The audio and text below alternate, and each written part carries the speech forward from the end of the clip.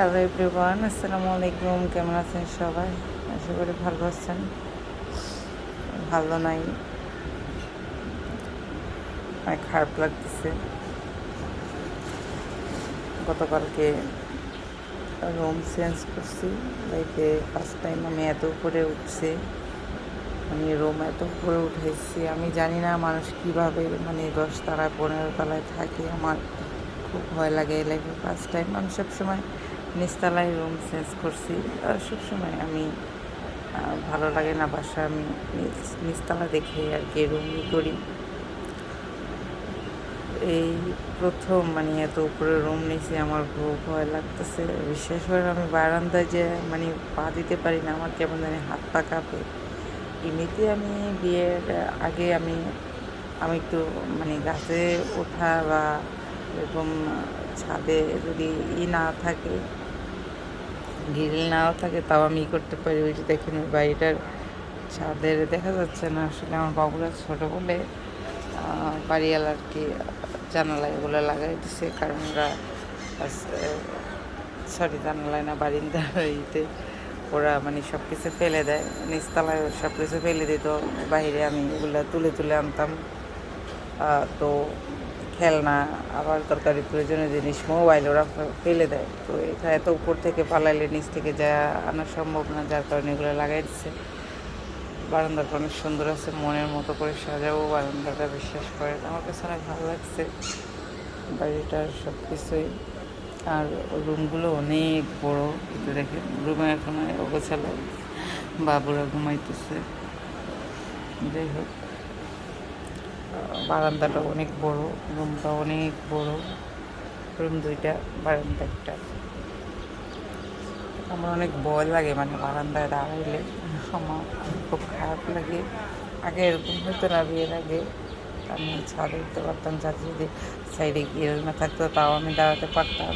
গ্রামের বাড়িতে একতলা 2 তলা হলো আমাদের না, আমার অন্য আত্মীয় স্বজনের। তো এখন হচ্ছে কি বিয়ের পর আর কি আমার কেন ভয়টা লাগে। আমার মনে হয়, আমার একটা ধারণা যে আমার মনে হয়, আমার নিজের কাছে মনে হয়, আমার সিজার হয়েছে তো, আমার 3টা সিজার হয়েছে, যার কারণে আমার নিজের কাছে আর কি মনে হয়, এই কারণে হয়তো আমার কাছে আমার ভয় লাগে আর কি। আমি জানি না কারোর কাছে এরকম হয় কি না। যাই হোক, গতকালকে একটু ভিডিও দিতে পারি না, অ্যাক্টিভ থাকবো বলছি। পাশে অনেক ঠান্ডা পড়ে বলছেন, উপরে মনে হয় অনেক বাতাস, আর একটা মশাও লাগে না, খুব ভালো লাগছে। দেখেন আইসে আমার বাচ্চারা মানে ওরা ওদের কাজ শুরু করেছে, দড়ি মুড়ি বান্ধা শুরু হয়ে গেছে। কী যে করবে ওরা আমি জানি না। আমার অনেক ইচ্ছা আছে বারান্দা অনেক গাছ লাগাবো, অনেক মনের মতো সাজাবো। পাশের বাড়িতে দেখলাম একটা বাড়িতে ছাদে এত সুন্দর পরিমাণে সাজাইছে, দেখেন সব ধরনের গাছ লাগাইছে, দেখা যায় ওই যে, আল্লাহ কি সুন্দর, এত ভালো লাগছে আমার কাছে। পুরো দেখা যায় না, কারণ এই যে এগুলোর কারণে দেখা যায় না আর কি। যাই হোক, বাসার এপাশেও রোড আছে, রাস্তা ওই যে এপাশে আছে, আর ভালো লাগে। দেখি, কালকে তো আসলাম, ভালোই লাগলো। চারিদিকে পরিবেশটা অনেক সুন্দর লাগে।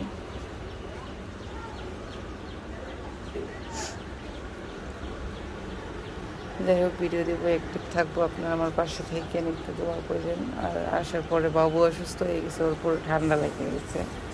আর আপনাদের ভাইয়ের তো অনেক কষ্ট হয়েছে, আল্লাহ। বাসা চেঞ্জ করা মানে উপরে বাসা চেঞ্জ করা এমনিতে এত কষ্ট, আর এত উপরে উঠতেছে এত কষ্ট, আল্লাহ এই স্বপ্নও ভাবি না। যাই হোক, অনেক কথা জিজ্ঞেস করতে পারি না। আপু কয়তলায় রুম নিচ্ছেন? 5 তলায় রুম নিচ্ছি, লাইফে ফার্স্ট টাইম।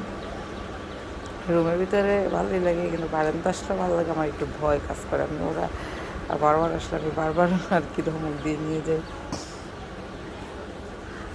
যাই হোক, রুম এখনও অগোছালো আছে, পুরোপুরি গোছানো হয় না। সব ধরনের গাঁটটা গুঁটটা এখনও রুমের ভিতরে পড়ে আছে, একটু একটু সাজাইছি শুধু। এই তো দেখেন গাঁটটা গুঁটটা এখনও পড়ে আছে। এইটা বাবুরা ঘুমাইতেছে, ছোটোজন এখানে ঘুমাইতেছে, আর আনাস আর ওর আব্বু ওই রুমে।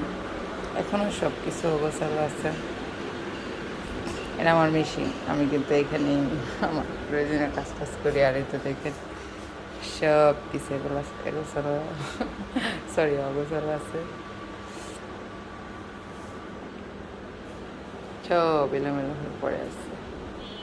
দেখেন ওই রুমে কিন্তু আরও অবস্থা খারাপ। এই যে আমার ছেলে আর ওর বাবা ঘুমাইতেছে, দেখাইলাম না আর। ওইদিকে বেসিন, বাথরুম সুন্দর পছন্দ হয়েছে, আমার ভালো লাগে। সব গুছাইতে হবে, তারপর আপনাদেরকে আবার দেখাবো। হ্যাঁ, সব কিছু অগোছালো হয়ে আছে। যাই হোক,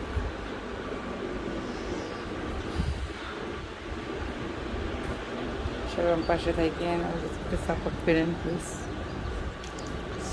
আল্লাহ হাফিজ। এখন ঘুম থেকে উঠছি, নাস্তা বানাবো, রুটি বানাবো, ডিম পোস্ট ভাজি, তারপরে দেখা হবে আপনাদের সাথে। ভালো থাকবেন।